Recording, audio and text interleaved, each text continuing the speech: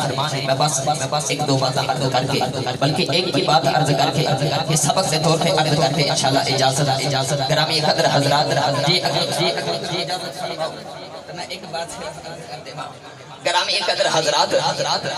اتباع میں کیا جاتا ہے گرامی قدر حضرات ایک مرتبہ حضرت مولا علی شیر خدا رضی اللہ تعالی عنہ اپنے دوست نال کے سفیر جا رہے ہیں گرامی قدر حضرات یہ دو طرح کی حدیث ہے ایک حضرت عمر فاروق رضی اللہ تعالی عنہ دے بارے ہے ایک حضرت مولا علی شیر خدا رضی اللہ تعالی عنہ دے بارے آتی ہے حضرت مولا علی شیر خدا رضی اللہ تعالی عنہ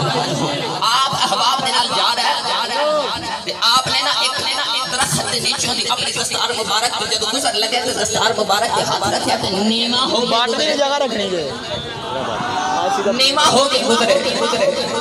احباب نے عرض کی لج پالا درخت کی شاخاں بھی اونچیاں